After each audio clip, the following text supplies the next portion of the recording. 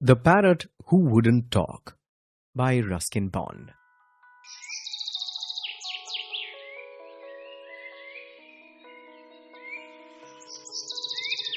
You are no beauty. Can't talk, can't sing, can't dance. With these words, Aunt Ruby would taunt the unfortunate parakeet who glared morosely at everyone from his ornamental cage at one end of the long veranda of Granny's bungalow in North India. In those distant days, almost everyone, Indian or European, kept a pet parrot or parakeet or lovebird, as some of the smaller ones were called. Sometimes these birds became great talkers, or rather mimics, and would learn to recite entire mantras or admonitions to the children of the house, such as Padho beta, padho. Or, for the benefit of boys like me, Don't be greedy, don't be greedy. but our parrot refused to talk. He'd been bought by Aunt Ruby from a bird catcher who'd visited all the houses on our road selling caged birds ranging from colorful budgerigars to chirpy little munias and even common sparrows that had been dabbed with paint and passed off as some exotic species. Neither Granny nor Grandfather were keen on keeping caged birds as pets, but Aunt Ruby threatened to throw a tantrum if she did not get her way, and Aunt Ruby's tantrums were dreadful to behold. Anyway, she insisted on keeping the parrot and teaching it to talk, but the bird took an instant dislike to my aunt and resisted all her blandishments. Kiss, kiss. Aunt Ruby would coo, putting her face close to the bars of the cage, but the parrot would back away, its beady little eyes getting even smaller with anger at the prospect of being kissed by Aunt Ruby. And on one occasion, it lunged forward without warning and knocked my aunt's spectacles off her nose.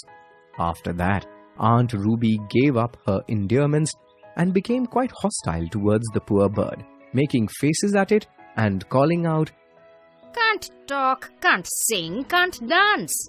and other nasty comments.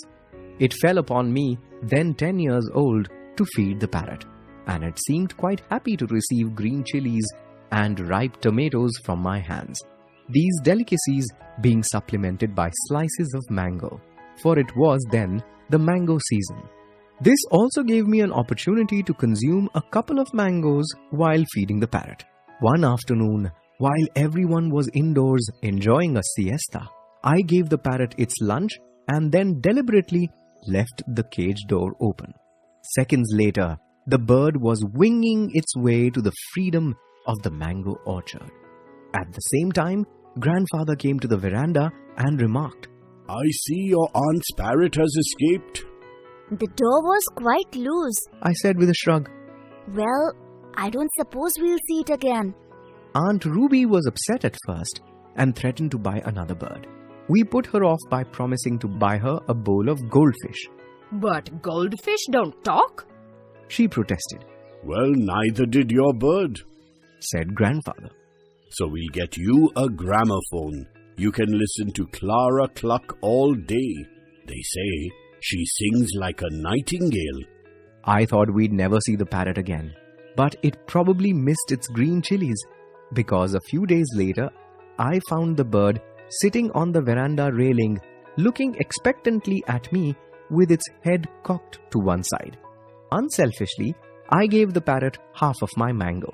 While the bird was enjoying the mango, Aunt Ruby emerged from her room and, with a cry of surprise, called out, Look, it's my parrot. It has come back. He must have missed me.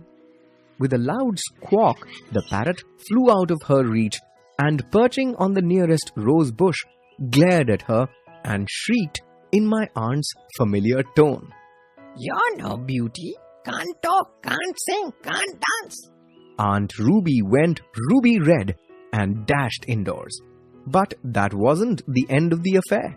The parrot became a frequent visitor to the garden and veranda, and whenever it saw Aunt Ruby, it would call out, You're no beauty. You're no beauty. Can't talk, can't sing, can't dance. The parrot had learned to talk after all.